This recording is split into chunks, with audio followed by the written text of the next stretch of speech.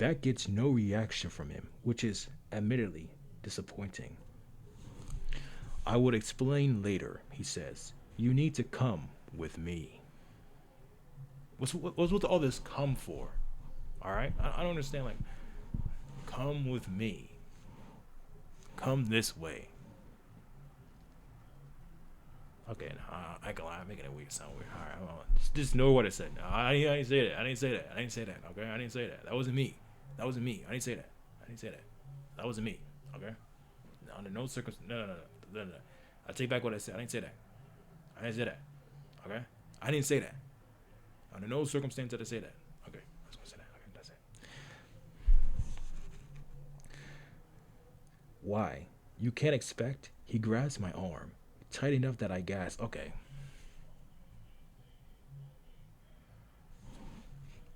My free hand flies up in a knockback spell, and he stumbles, releasing me. Around us, several people have slowed, the woman's gazes uncertain, the man's narrowing on the stranger. Take care. I say in a voice so low. Okay, let me say.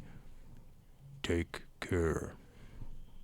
I say in a voice so low, I'm not sure he will hear, but his expression says he does. Touch me again, and I'll scream. Wait, did he say that? Did he say that? Did he say that?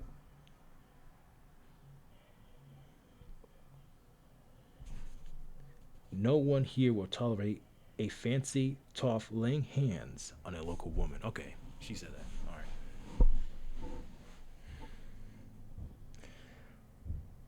I'm not a threat to you, Cordelia. Did I say the name right? Hopefully I did. You take liberties, sir, and calling me by my given name is the least of them.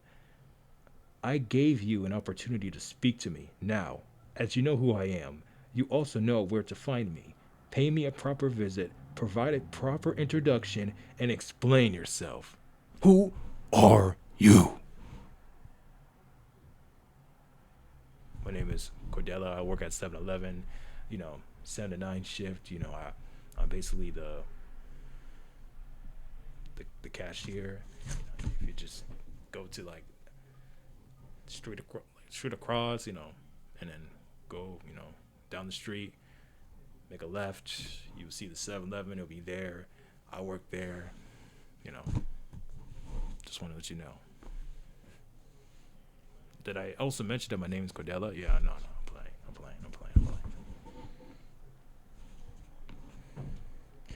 Cordella, a voice calls, and I look to see Andre waving a handkerchief to give my attention.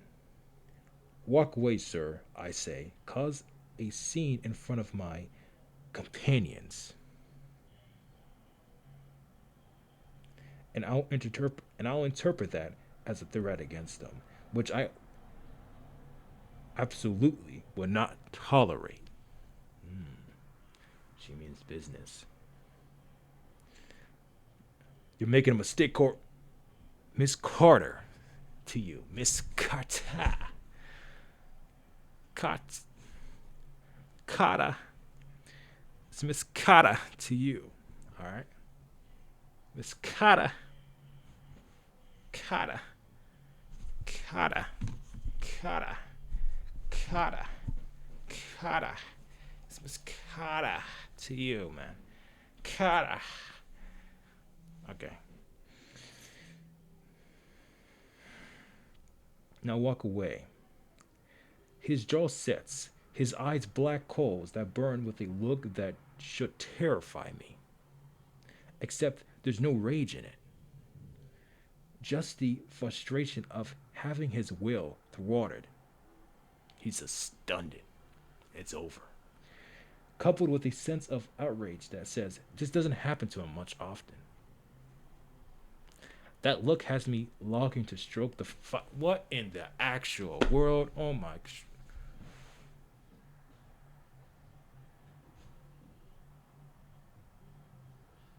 Stroking the fire now? How are you gonna stroke the fire? how you gonna stroke the fire? Like,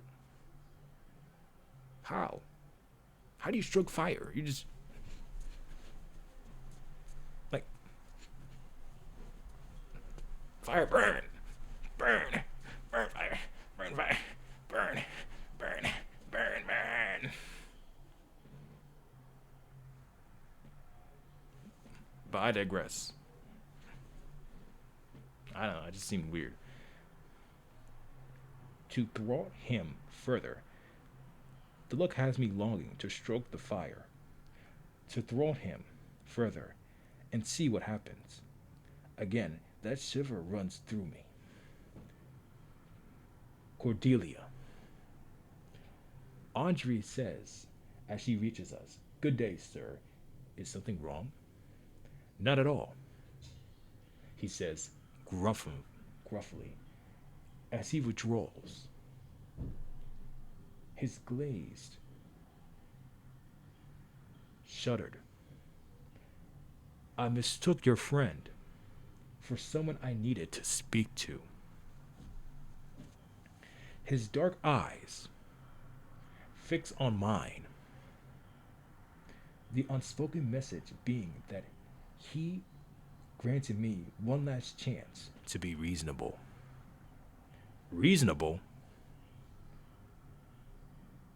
About being manhandled on a public street by a stranger who won't even give me his name?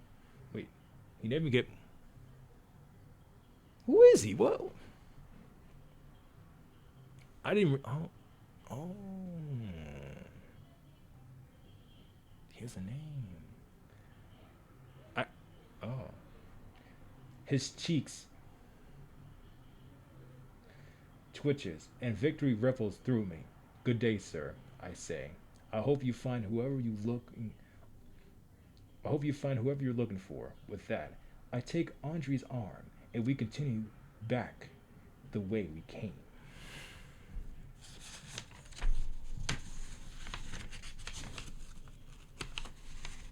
So that's the end of chapter 1.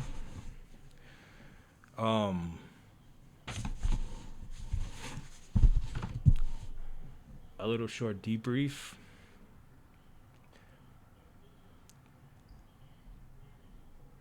How did we not know the kidnapper's name? So he was just saying, "Hey, come with me." Like, he doesn't introduce himself. He doesn't say, he doesn't say hello. He just says, "Come with me now." No one's gonna cooperate with you, man. Like, this is the year 2026, bro. Trying to kidnap someone in broad daylight. You're a suspect. You're not no victim. And you got manhandled. I know. Like, she said, "Get off me," and just whoosh. He tried. Didn't work, but he tried.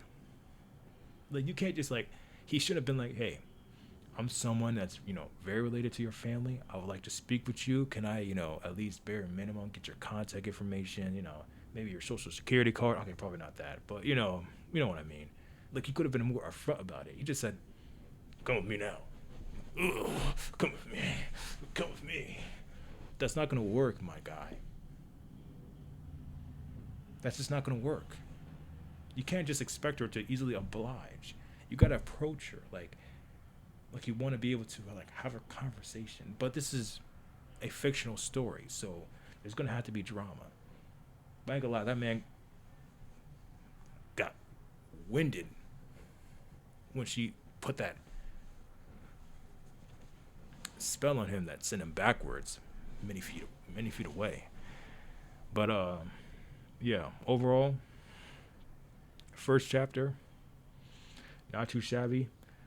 I'm gonna read chapter 2 right now. Let's go.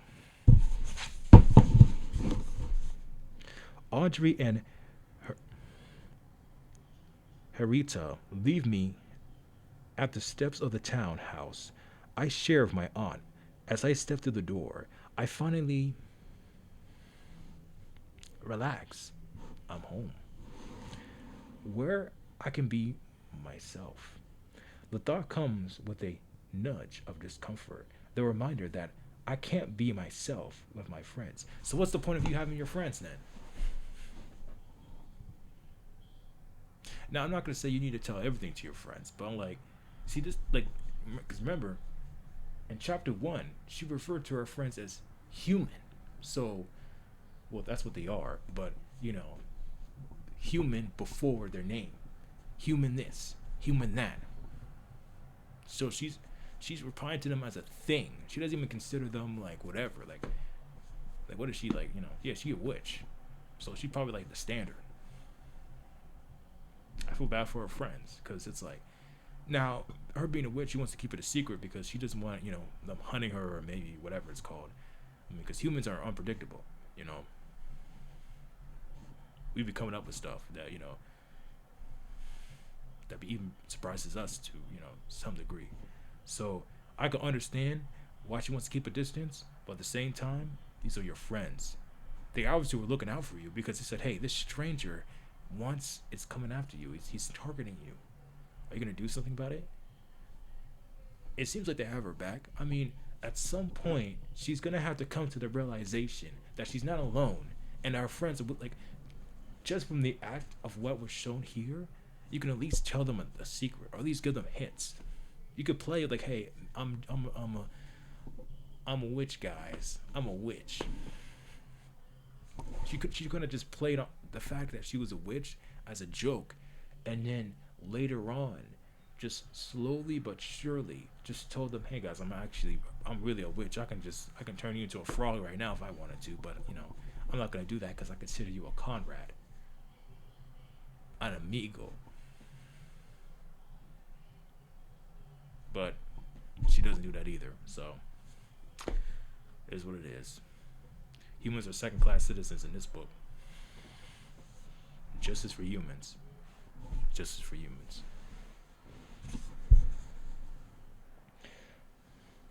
Lenora warned me about this when I met Andre. There are advantages and disadvantages to having human friends. You see how she referred to them as humans? You see,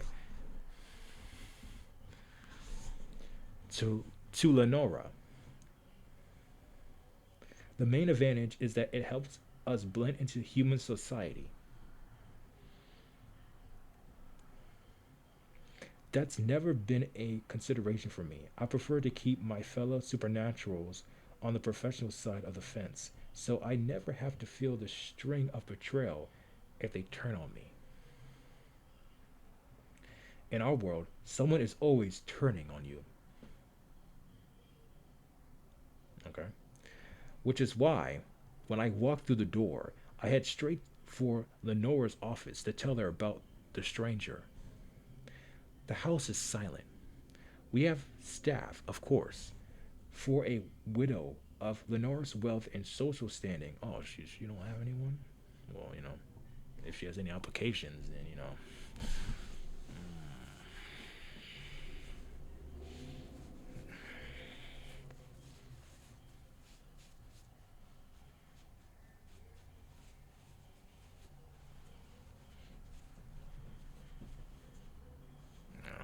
I'm just saying, yo.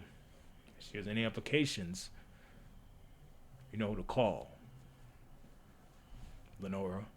Lenora, you know who to call. Just saying.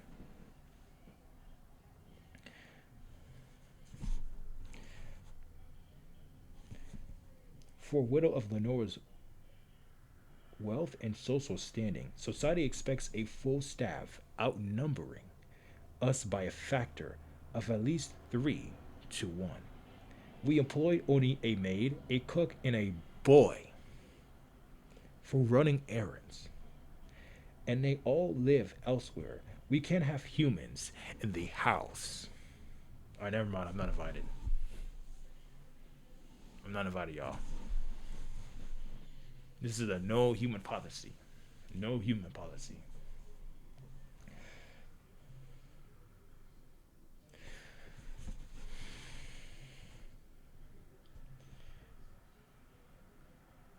Hearing our business, we can't risk hiring supernaturals. At this time of day, the maid has gone, the cook hasn't arrived, and the boy only pops by now and then to see whenever we need him. Well, that should be the case. You shouldn't be, having a child do child labor in this current day and age. Like, come on, man, be for real. How old is the boy anyway? I feel bad. I feel bad. He should be messing with witches. No, he's too young for that. He got a life ahead of him. I didn't grow up here in this world of townhouses and domestic staff. My mother and I had a little house by the sea. Okay. Where she was a healer,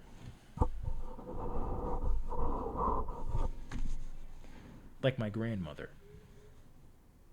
who lived with us until her death.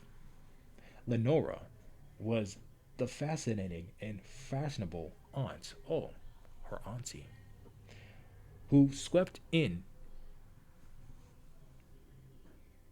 every other month with presents and tales of the city. Okay, she's basically that aunt that spoils their nephew. Like, oh, I'm about to give you a present. You want $10? Yeah, here you go. Take it, take it, take it, take it. Take my money. It's your birthday. Oh, take it. It's your cousin's wedding anniversary. Take it, take it, take my money. You know.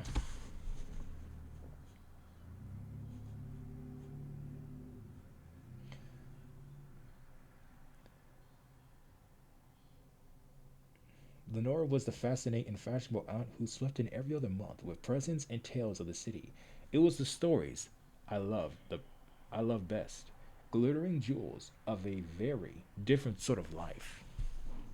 One that had me secretly planning to ruin sorry. One that had me secretly planning to run off to London as soon as I was old enough.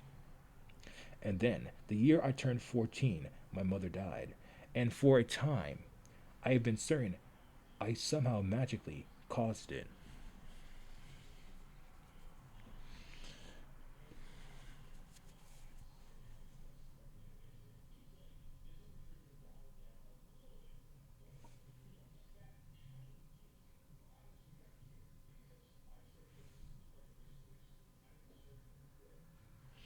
I wanted to go to London and live with my aunt, and that's exactly what happened.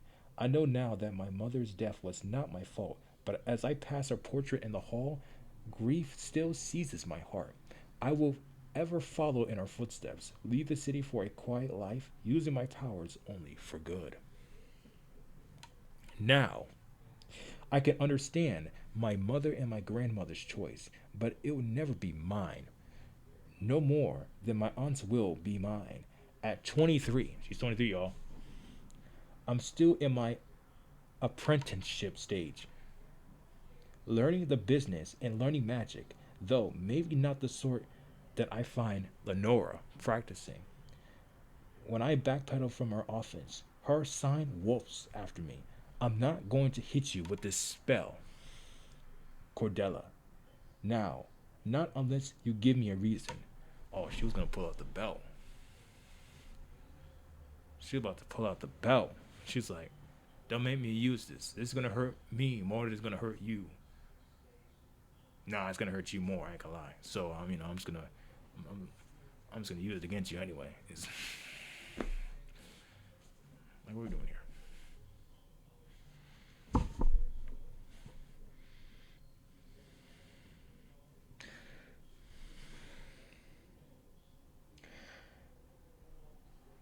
I peek around the doorframe. Can we clarify that? What could I possibly do to make you suffocate me to death? She tilts her head, considering as a smile plays over her lips. Well, if you tried to murder me in my sleep, I'll feel justified suffocating you. Unless I were justified in murdering you, I say. And what could I do to deserve that? Trying to murder me? If I try to kill you, I'll succeed and your ghost would need to take revenge. I lower myself into a wing back chair. Hardly. You'd attempt it. I'll, I'll thwart the attempt. You claim it was all a terrible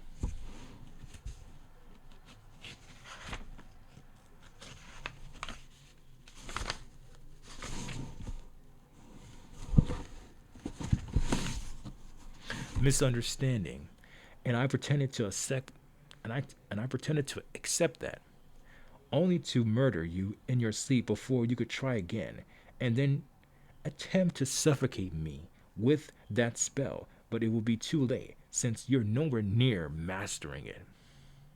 You're not my level, G. You're not my level, G. You're not my level. You here? I'm here. You're not my level, G. You're not my level. You're not my level. Maybe you should try. I shake my head.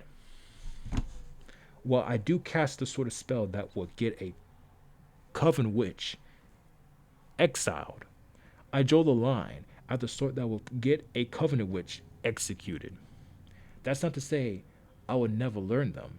I'm still considering the matter. Lenora believes in mastering the darkest magic in case she ever needs it. I believe in foreseeing a situation where I might need it before I learn it. Perhaps that says a little about each of us. Basically,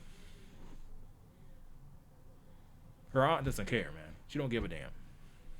She don't give a damn. Like, she's like, well, it is what it is, you know. She got no one else. I mean, she got her nephew, but that's win or lose. She lonely. Oh. She got no one.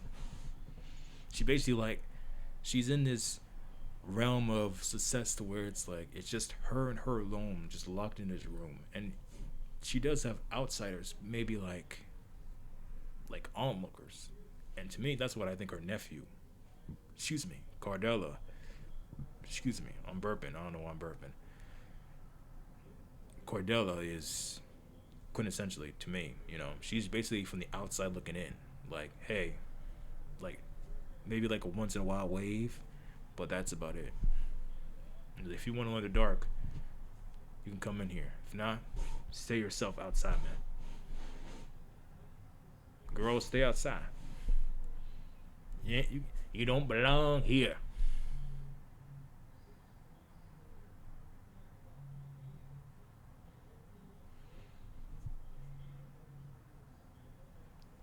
If you're not willing to commit to the dark arts, you don't belong. And she's like, well, it is what it is, so I guess I don't.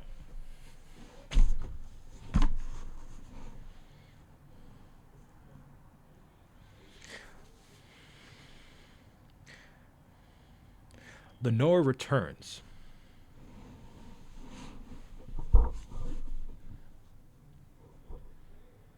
Her grimoire to its case.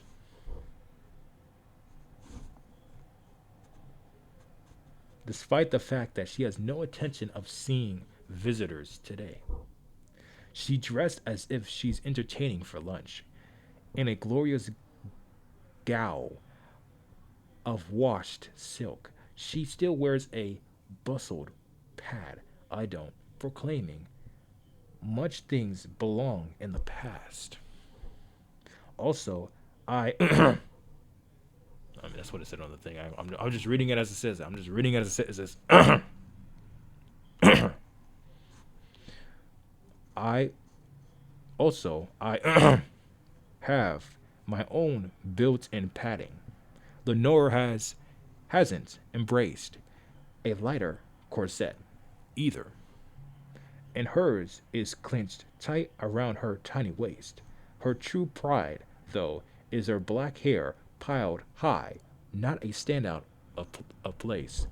When I was young, everyone accepted that we were aunt and niece.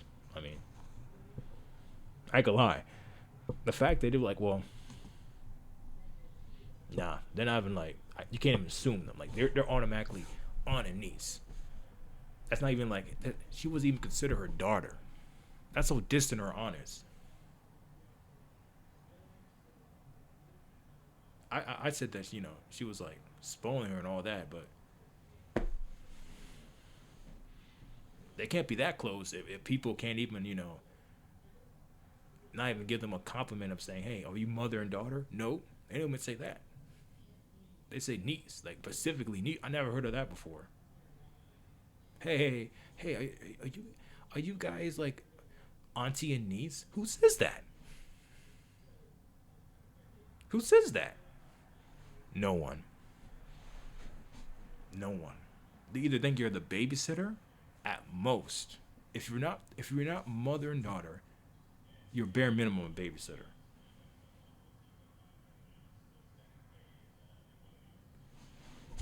I've never heard that before. I never heard that. Mother and niece. That's crazy.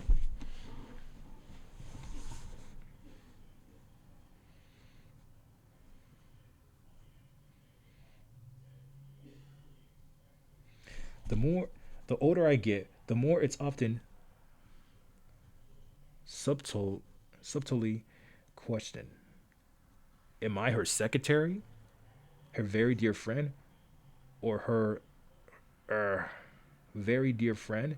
Anyone who looks closely sees our similarities, but less discerning eye sees only our differences. I mean, that seems to be everybody. I ain't gonna lie. Not no. There's not one mother or daughter here at all. It's either she a worker or she or niece. No mom, no dad, no older sister, none, nada, nothing. We're both tall. I mean, she did say she was tall. That's a distinguishing feature of Levine woman. Most have black hair, like my aunt. My own hair started a as pale. My own hair started as pale gold and mellowed into a honeyed blonde. Lenora is willowy short of tall. I tend toward an odd mix of softness and muscle. What does that mean? Lenora's eyes are brown, while mine are serene blue.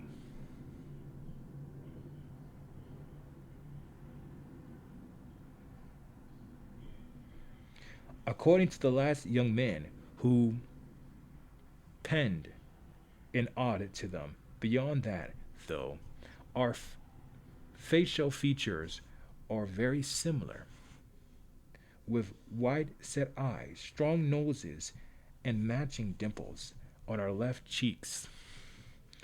My coloring comes from my father, the nameless and faceless French per- perf- perfumer. I don't know why I struggle to say that word. Who did nothing more than contribute to my making. Once Lenore has locked her grimoire case, I say, a man followed me today. Men are always following you.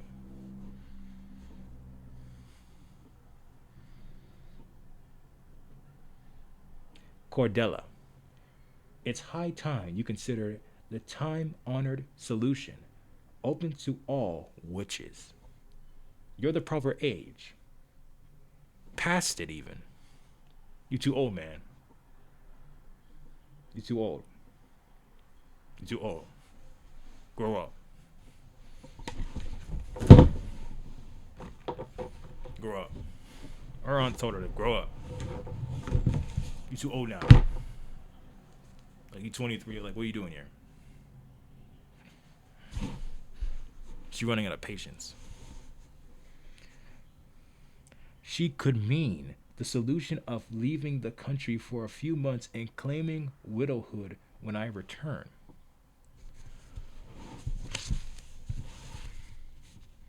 Or she could just be encouraging me to take a lover.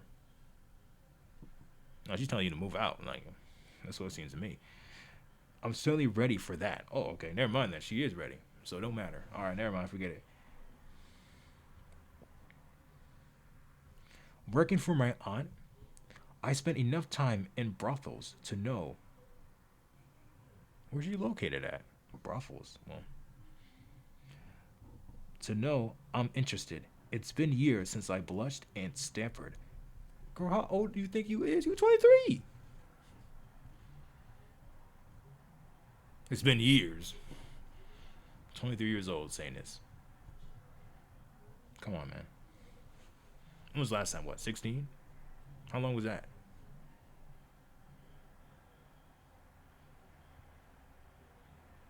7? 7 years? Come on.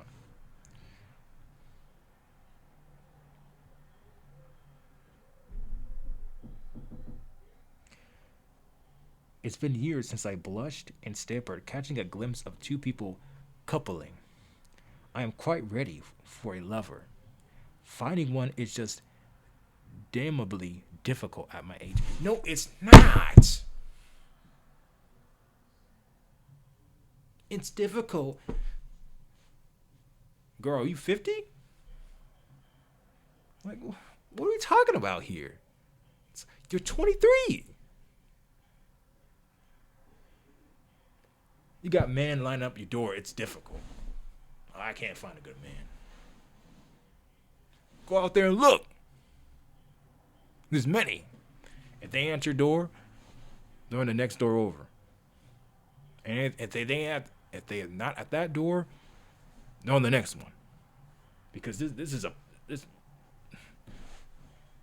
She said she got all. She said she got all the hus, but she got no hus. No, she can't find the right hus. Was that correct? No. She said it's hard. Like, why is she acting like her aunt probably has a harder time? She's rich. She's been alone for a longer period of time, and she's older.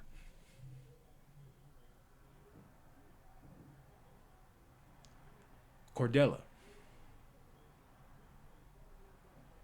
What is this nonsense you're speaking of? This is BS.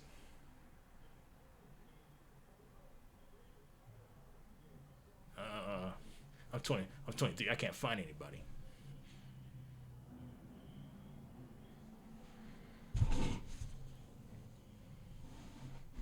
A bunch of baloney. That's what I think it is. I can see why your aunt wants you out the house. Get out of here. You know.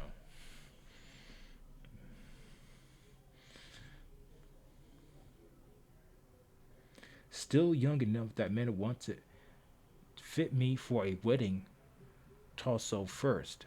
I am a witch. We do not marry. This was a supernatural, I say. Her hand still as she realizes I mean the man wasn't an admirer. Wasn't an admirer. Okay.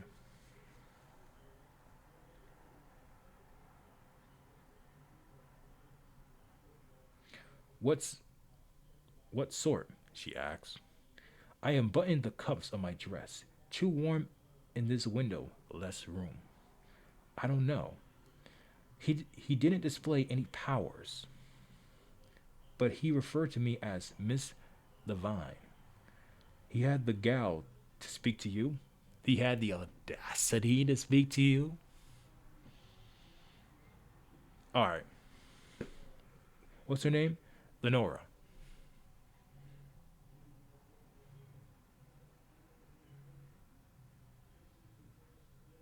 No. Forget what I was going to say. I was going to say something, but forget it. Forget it.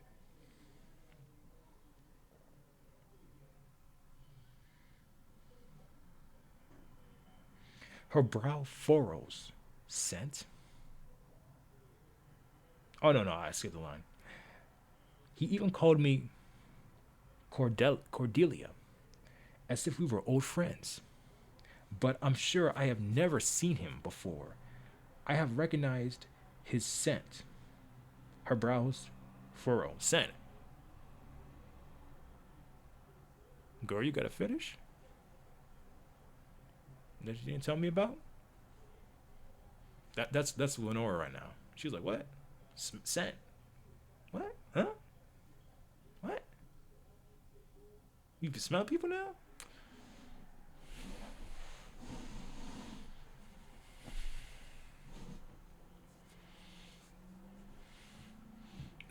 Now that's dark arts. That's the dark arts that Lenora has no idea about. She has all these other dark spells that, you know, that specifically target this specific genre. But no, no, not the genre of the sniffing, but these fetishes. No, that's different. Like what in the world? He wore cologne with a very light hand, but underneath there was a musky odor, oddly pleasant. Oh,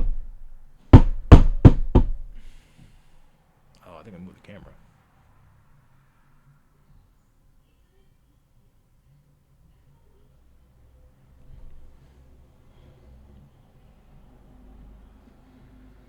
I rolled my sleeves up my forearms.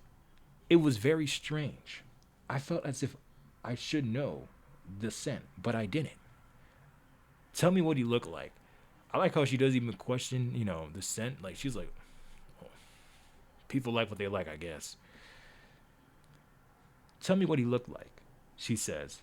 Her voice sounds almost straggled. I mean, I would be too. I mean, this girl said he kind of smelled funny.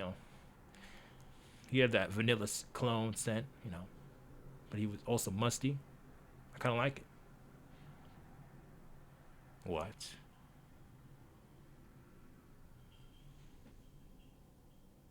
Did you say you like what?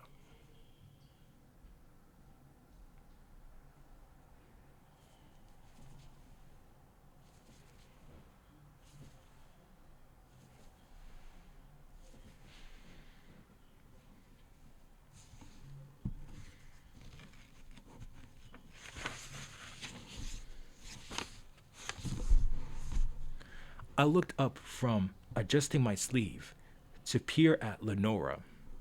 Her face is slack with something I've never seen on it before. Fear. Yeah, I'll be afraid too, I ain't gonna lie. This girl said I love the smell of must and cologne together. Get back off, man. Back off. Don't come near me. A chill tickled up my back. Lenora, I say, tell me everything about him now. I give a quick description, which she turns into a proper interrogation. Out every detail and digging for more until she sits back in her seat, her expression unreadable.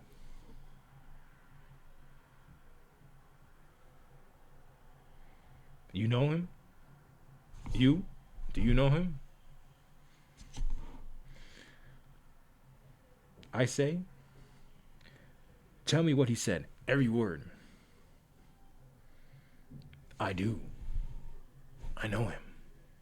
I know him. I know who he is.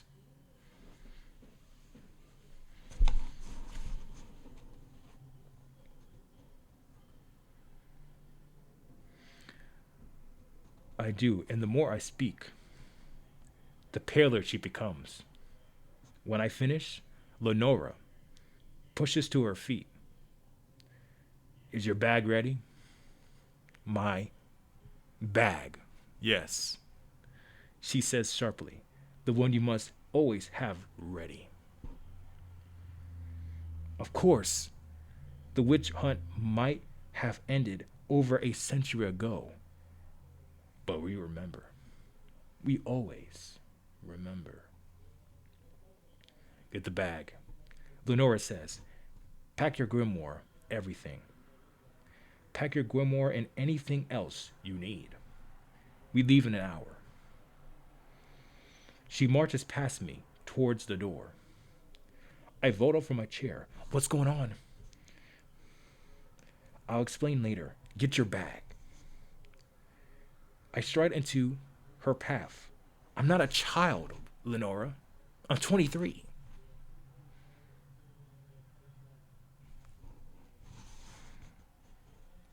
There's no time to explain.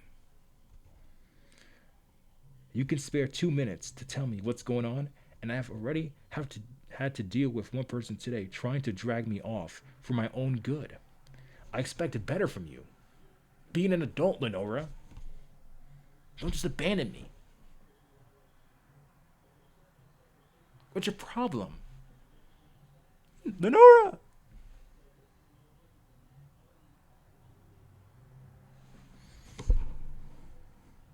Her mouth opens. I cut her short. Don't ask whenever I trust you. I do. But you need to give me something. Otherwise, we walk out that door into an unknown situation where we're apparently under threat from a supernatural one I know nothing about. Bishop Daniels. She seems to spit the words. His name is Bishop Daniels. He's a werewolf. And he works for your father. I follow Lenora down the hall. My father. My father is a human perfumer my mother met in Paris. She didn't even know his surname.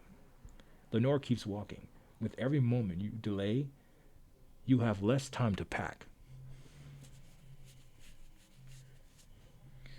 You need all your magic, supplies, and grimoire. We'll have room for 2 bags each. You know who my father is? You lied! You lied! Liar. You and my mother. For my entire life. You lied. All right. Cordelia, I get that you're upset, but now's not the time. All right? You gotta go.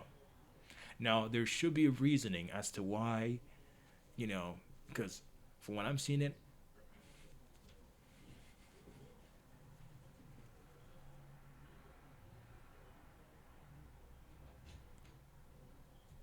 her dad still wants custody.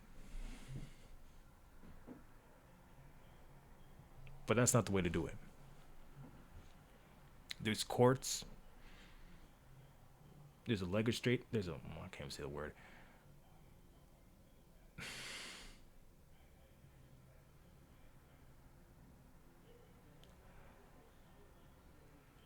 There's a judicial branch directly for this issue and directly for this problem. I suggest the father go to that if he wanted to fight the custody battle instead of trying to kidnap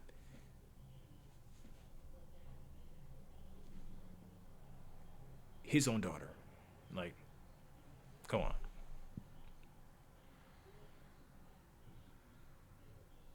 Like, he had all the opportunity to do so. I better have the reasoning as to why he didn't and why he's doing it now all of a sudden. Like, why now?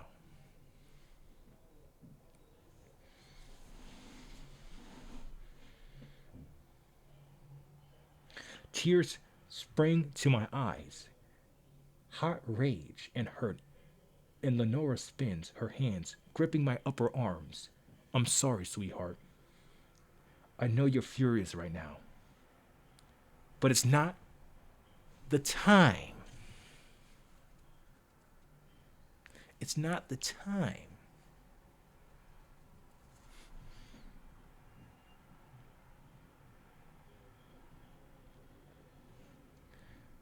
Not the time.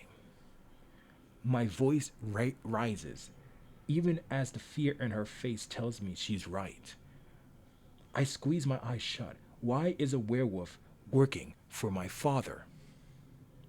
You know this, Bishop Daniels. Are you in contact with my father? I haven't seen your father in years, which suits us both. I never met Bishop Daniels, but I know of him. I must know for exactly this situation. What situation? My father is a threat? A supernatural? What? This is why I didn't want to say anything until we are gone, Cordelia, because you have questions, endless questions. What's all these questions? Tell all these questions. She got all these questions. She got all these questions that she don't want to answer. Stop asking all these questions. All of which I can't answer now. She takes my hands in hers and meets my glaze.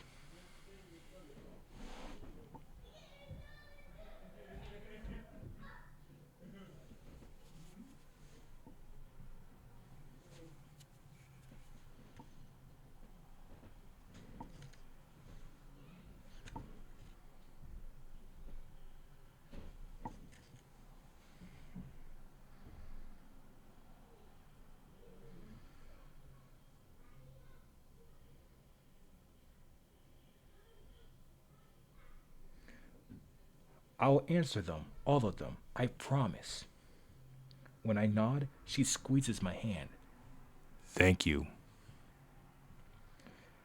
We're on the second level of the townhouse. Our rooms, with our emergency bags, are 2 floors up. Lenora steps back to let me climb the narrow stairs first. I'm halfway up the first flight when the front doorbell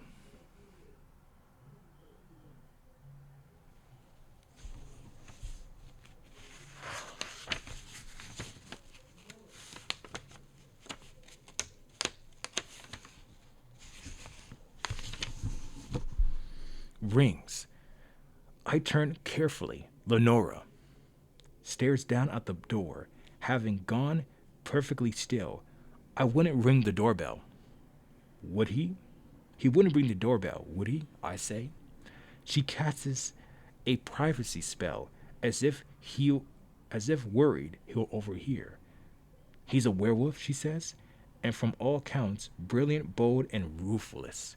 I wouldn't put anything past him. I heard stories. Stories? Bishop Daniels seems like a gentleman, persuasive, and restrained, and even civil. He's not. He's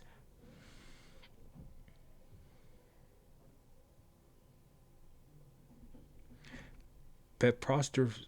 Preposterous. Okay. Tongue twister. Preposterously young. Preposter.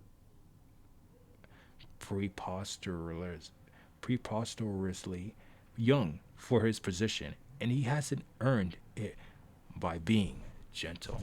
I mean, he can't be gentle and rise the ranks of from you know foot soldier to general commander. It's not that easy. There has to be some work involved. What position? I stifle my questions and rein in my thoughts. Later, I ask. Everything later.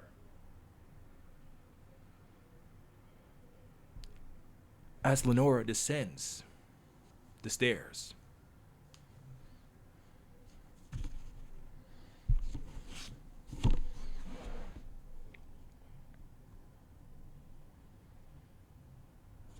I follow.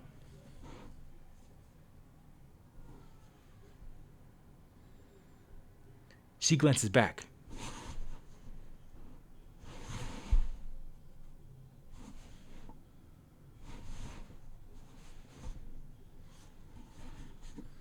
As if ready to tell me where I am. But when she continues on, only when we're halfway down the final flight does she turn. Stay here, she says. If it's him, get to the secret room. Don't hesitate. Run.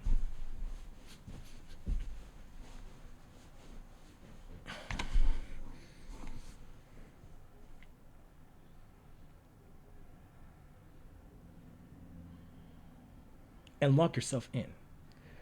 I bite my tongue. Yes, we have an actual room where we can hide as the vines. We despise hiding as witches. We know sometimes we must. Hide now to fight later. Live now to fight a better day. Or live now. How was the saying goes? I forgot.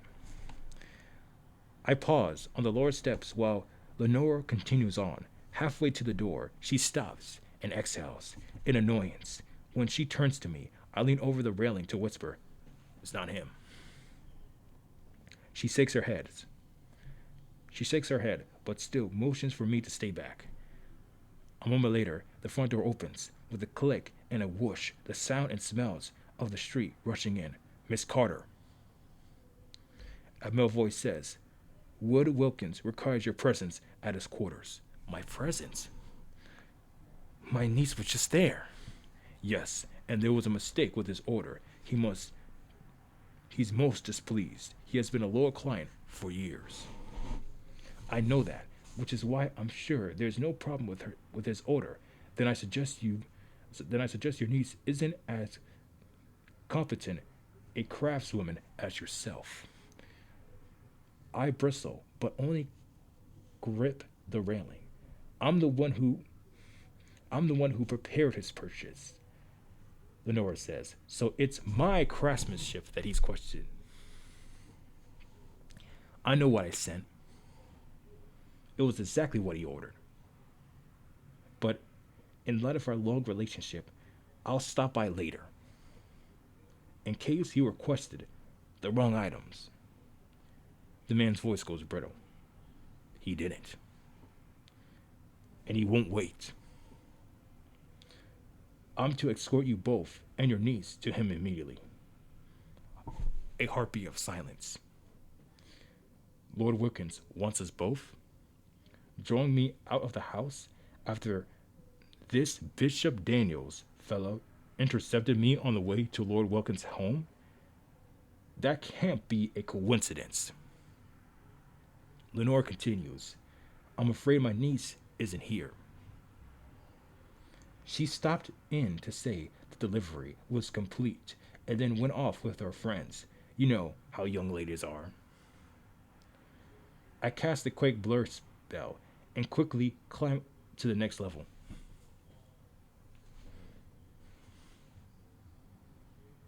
She's with friends, he says. Where? Strolling. Around the botanical gardens, hoping to catch the eye of handsome young man. I could bring her with me when she returns. No need.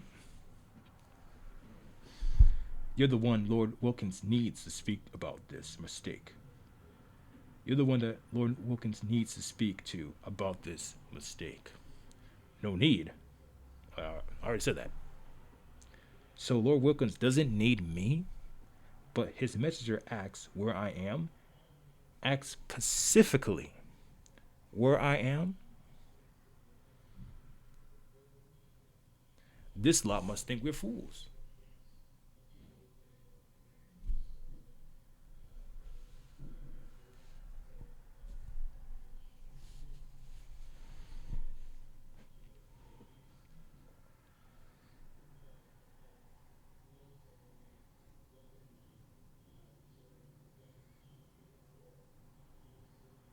There's no mistake, Lenora says, but I'll come and set this straight in deference to our long professional relationship.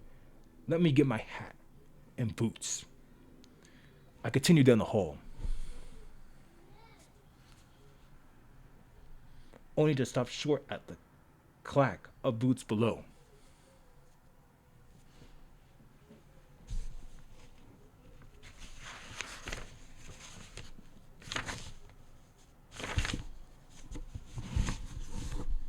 Excuse me, Lenora says to the messenger. I'm stepping inside. Out of the sun. She huffs. Don't come any farther. I'm being polite about the intrusion on my time. An intrusion on my home. It's very different. I won't come any further. I won't come any farther. As long as you're back here in 5 minutes or less. I suggest less. Another huff, and she marches up the stairs. I retreat to her bedchamber. She enters. She slaps the door shut behind her and casts another privacy spell so we could talk. I'll handle this. She sits down to pull on her boots. I can't imagine Lord Wilkins consorting with a werewolf, but there must be a connection. I'll find out what it is. But I'll be fine. I've been doing this for many years. Cordelia, I can protect myself. My concern is for you. Luckily, they'll be looking for you in the botanical gardens. Once I leave, the ward the exits, the windows, and then retreat to the locked room. She snatches her gloves from the dresser. Stay here until I'm gone. Then start warding. And I think next is like chapter 3, so. But that's for another time. Oh no.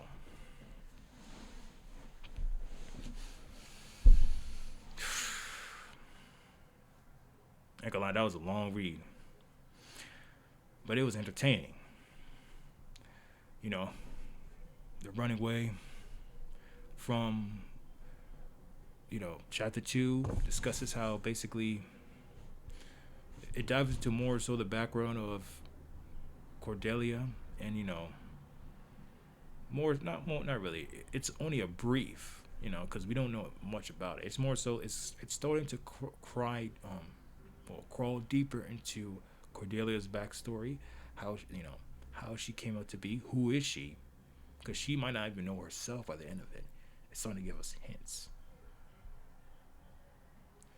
And oh no.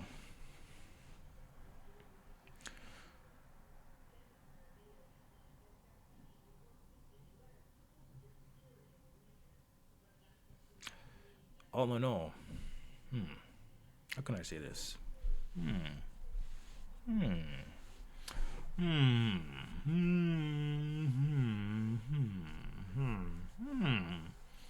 All in all, well, well. All I'm gonna say is that Cordelia better have her back, because it doesn't look like the situation is going to be, the more she hides, the more she's going to put her, her auntie at risk. I mean, her auntie can hide her all she wants, but at the end of the day, they're going to get what they want, and they want her. Her aunt can stall for as long as she wants, but she got to realize, ma'am, it's chapter 2. Like, there's still many chapters to go. What do you think is gonna happen? What do you think is gonna happen? Because all I gotta say is she ain't gonna be hiding for much longer. Well, probably from something else, but other than that, I mean, if she keeps her supernatural life professional, right? Then what's the need? Like, it's dwelling into like her, like, what? My thing is, like, what's the human conflict with this? Like, yeah, she's supernatural. Well, what is that gonna do?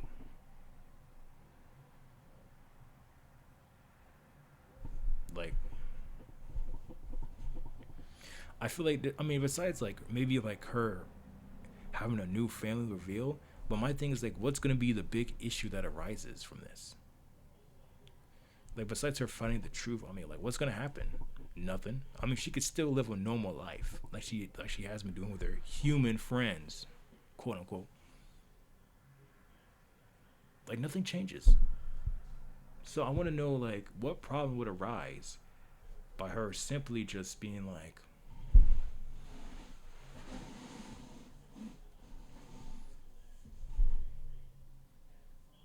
what problem will arise? Like, would it be interconflict? Would it be a witch versus werewolf type of ordeal?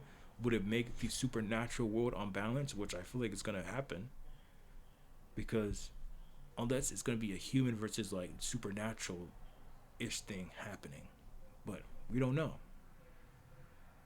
Because I'm trying to wonder like what big problem would arise from this anyway. Just what? I don't know. But you know, it was a good read. Chapters 1 and chapters 2, they were compelling. I'm gonna read chapter 3 soon, and that's all I gotta say. Catch you guys on the flip sides. Oh, I said it wrong. Catch you guys on the flip side. See you later. Peace. Bye bye.